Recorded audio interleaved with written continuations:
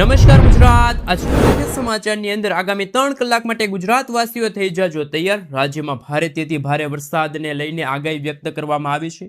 ગઈકાલે ગુજરાતમાં પુલ દુર્ઘટના માટે કેન્દ્ર સરકારે સહાયની જાહેરાત કરી છે। ખેડૂતો માટે આવી ગઈ છે ખુશખબર। જાણો કઈ તારીખે ખેડૂતોના ખાતામાં જમા થશે ₹2000નો 20મો હપ્તો।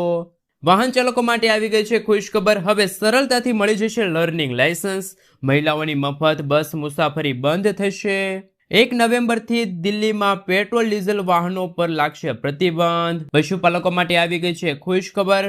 ખેડૂતોને મળશે ₹1 લાખનું ઇનામ। રત્ન કલાકારોના બાળકોને મળશે ₹13,500ની સહાય। 22 તારીખ સુધીમાં તમે અરજી કરી શકો છો।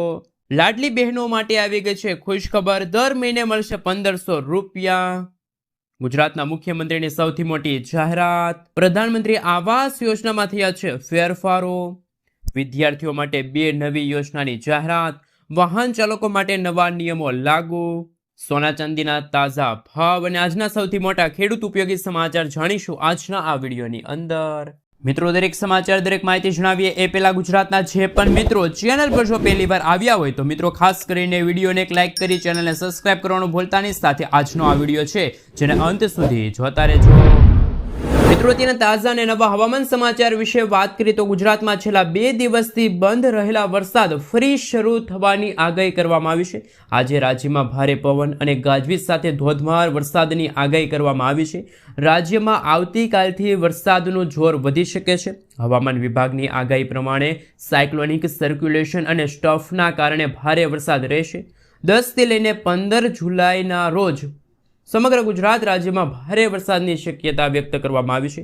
આગામી 11 અને 12 તારીખના રોજ ભારેથી ભારે વરસાદ પડવાના ભાગરૂપે દરિયાની અંદર ભારે કરંટ જોવા મળશે। માછીમારોને આગામી 5 દિવસ સુધી દરિયો ન ખેડવા માટે હવામાન વિભાગે સૂચના આપી છે। આ સાથે મિત્રો, આજે ગુજરાતના દક્ષિણી ગુજરાતના તમામ જિલ્લાઓની અંદર કચ્છ લાગુના વિસ્તારની સાથે ઉત્તર ગુજરાતના ભાગોમાં ભારેથી ભારે વરસાદ છે જોવા મળશે। મિત્રો, ત્યાર પછીના દુઃખદ સમાચાર સામે આવી રહ્યા છે। બ્રિજ દુર્ઘટના, પીએમ મોદીએ શોક વ્યક્ત કર્યો છે। વડોદરા અને આણંદને જોડતા મહીસાગર નદી પરના ગંભીરા પુલ ગઈકાલે વહેલી સવારે ધરાશાયી થયો, જેમાં અત્યાર સુધીમાં 9 લોકોના કરુણ મોત થયા છે। વડાપ્રધાન નરેન્દ્ર મોદીએ આ દુઃખદ ઘટના પર શોક વ્યક્ત કરતા મુખ્યમંત્રી ભૂપેન્દ્ર પટેલ સાથે વાતચીત કરી। પીએમ મોદીએ ટ્વીટ કરીને જણાવ્યું કે દરેક મૃતકોના પરિવારોને ખાસ કરીને મિત્રો જો વાત કરવામાં આવે તો સહાય રૂપી ₹2 લાખની આર્થિક સહાય આપવામાં આવશે અને ઘાયલ લોકોને ₹50,000ની સહાય છે આપવામાં આવશે। મિત્રો, ત્યાર પછીના સમાચાર વિશે વાત કરીએ તો ખેડૂતોને મળશે હવે ટૂંક જ સમયમાં ₹2000નો 20મો હપ્તો।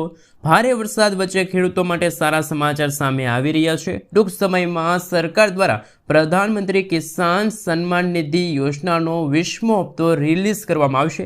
ભારત સરકારે પીએમ કિસાન યોજનાના આગામી હપ્તા મેળવવા ખેડૂત આઈડી ફાર્મર રજિસ્ટ્રી ફરજિયાત કરી છે।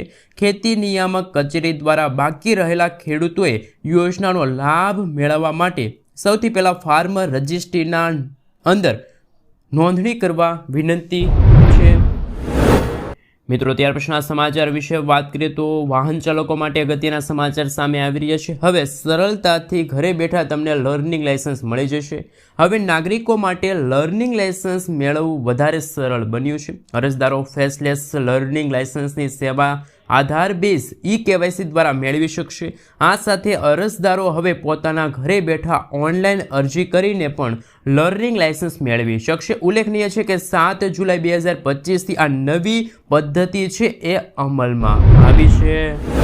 મિત્રો, ત્યાર પછીના સમાચાર વિશે વાત કરીએ તો 1 નવેમ્બરથી દિલ્હી અને NCRમાં નો ફ્યુલ નીતિ લાગુ થશે।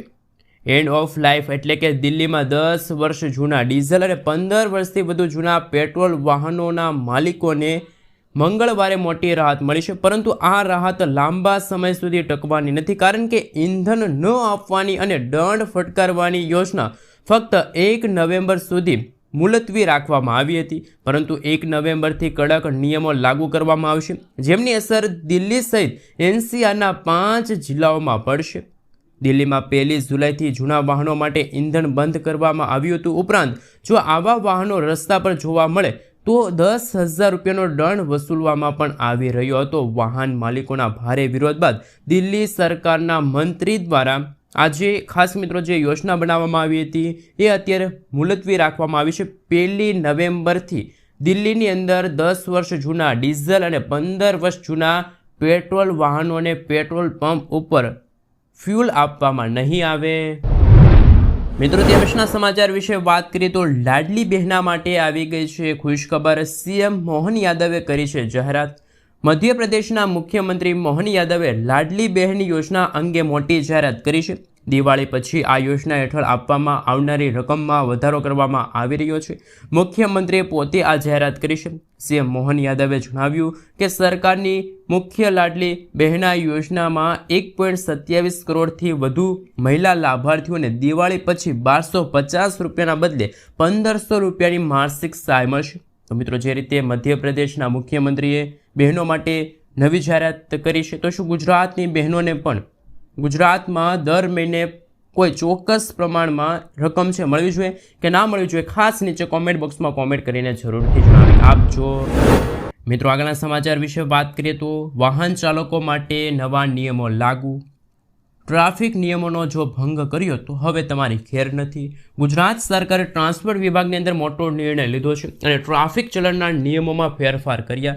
એ અંતર્ગત હવે હેડ કોન્સ્ટેબલ અને એમનાથી ઉપરના જે અધિકારીઓ છે એમને ગુજરાતના તમામ જિલ્લાની અંદર, તાલુકાની અંદર અને ગ્રામીણ વિસ્તારની અંદર ચલણ કાપવાની મંજૂરી આપી દેવામાં આવી છે. જ્યારે મિત્રો આપણે જણાવી દઈએ કે આ નિયમ પહેલાં પણ એટલે કે અગાઉ પણ હતા, પરંતુ તે માત્ર ને માત્ર જે શહેરી વિસ્તારો હોય ત્યાં સુધી જ લાગુ હતા. શહેરી વિસ્તારની અંદર હેડ કોન્સ્ટેબલ અને એમનાથી જે ઉપરના અધિકારીઓ છે દંડ ફટકારી શકતા હતા, પરંતુ હવે ગુજરાતના તમામ જિલ્લાની અંદર, તાલુકાની અંદર અને ગ્રામીણ વિસ્તારની અંદર હેડ કોન્સ્ટેબલ અને એમનાથી ઉપરના જે અધિકારીઓ છે એમને હવે ટ્રાફિક નિયમોનું જો તમે ઉલ્લંઘન કરો છો તો તમને હવે દંડ છે ફટકારી શકે છે. તો મિત્રો ગુજરાતના વાહન ચાલકો માટે અગત્યના સમાચાર સામે આવી રહ્યા છે. મિત્રો આગળના સમાચાર વિશે વાત કરીએ તો ગુજરાતના મુખ્યમંત્રીની સૌથી મોટી જાહેરાત. ભારે વરસાદના ભાગરૂપે રોડ રસ્તાને ભારે નુકસાન થયું. જોકે આ મામલે રાજ્યના મુખ્યમંત્રી ભૂપેન્દ્ર પટેલે તાત્કાલિક તમામ તૂટેલા રોડ અને રસ્તા ઉપર પડેલા ખાડાઓને રિપેર કરવા માટે અધિકારીઓને સૂચના આપી છે. ઉલ્લેખનીય છે કે ગાંધીનગરમાં મુખ્યમંત્રી ભૂપેન્દ્ર પટેલની અધ્યક્ષતામાં કેબિનેટ બેઠક યોજાઈ હતી. બેઠકમાં વરસાદની સ્થિતિને લઈને સમીક્ષા કરવામાં આવી હતી અને રાજ્યમાં મિત્રો રોડ રસ્તાઓના રિપેર કામ માટે કેન્દ્ર સરકાર, રાજ્ય સરકારે પણ કરોડો રૂપિયા છે એ ફાળવ્યા છે. તો આગામી દિવસોની અંદર જે રોડ રસ્તાઓ છે એને નુકસાન થયું છે એ રોડ રસ્તા ફરીથી રિપેર કરવામાં આવશે. મિત્રો ત્યાર પછીના સમાચાર વિશે વાત કરીએ તો મહિલાઓની મફત બસ મુસાફરી બંધ. દિલ્હીમાં ભારતીય જનતા પાર્ટીની સરકારે મહિલાઓ માટે મફત બસ મુસાફરી બંધ કરી. આ સાથે મહિલાઓને મુસાફરી કરવા માટે નવી સ્કીમ લાવી છે. હવે દિલ્હીની મહિલાઓએ મફત બસ મુસાફરી માટે લાયક બનવા માટે અરજી કરવાની અને સ્માર્ટ સહેલી કાર્ડ મેળવવાની અને દસ્તાવેજોની લાંબી સૂચિ પ્રદાન કરવાની જરૂર પડશે. મિત્રો ત્યાર પછીના સમાચાર વિશે વાત કરીએ તો રત્ન કલાકારોના બાળકોની સ્કૂલ ફીમાં 13,500 રૂપિયાની સહાય મળશે. 22 તારીખ સુધીમાં તેમના વાલીઓ છે અરજી કરી શકે છે. હાલ મિત્રો આપણે જણાવી દઈએ તો ગુજરાત સરકાર દ્વારા રત્ન કલાકારોને લઈને એક મોટો નિર્ણય લેવામાં આવ્યો. અમદાવાદમાં રત્ન કલાકારોના બાળકોને હવે સ્કૂલ ફીની સહાય મળશે.